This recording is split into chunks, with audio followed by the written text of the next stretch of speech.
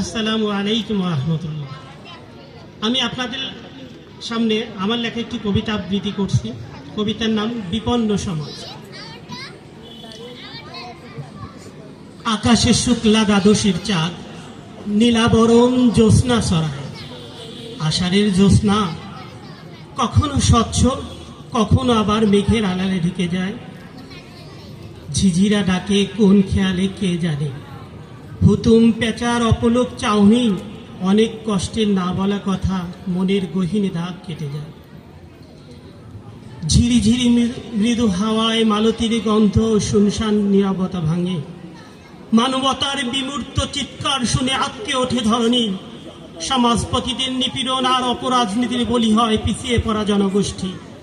শিক্ষা দীক্ষা আর সুস্থ সংস্কৃতির অঙ্গন রাজাসন টিকে থাকার খাঁচায় বন্দী।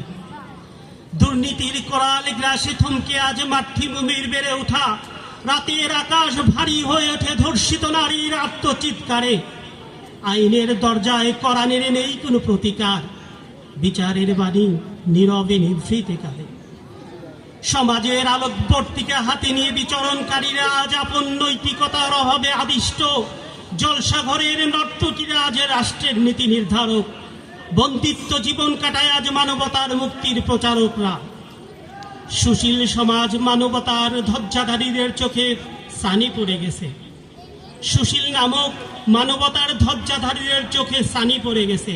বিপন্ন সমাজ, চারিদিকে হজ অবরলা অবস্থা।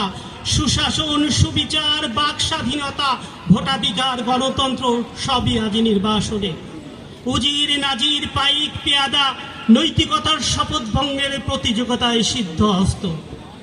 গুমট অন্ধকারে নিমজ্জিত দেশের মানচিত্র। বাক ও সংবাদপত্রের স্বাধীনতা আজ এক কল্পিত স্বপ্ন। কোনো এক অজানা আশঙ্কায় আম জনতা আজ নিথর নিস্তব্ধ। ধন্যবাদ সবাইকে।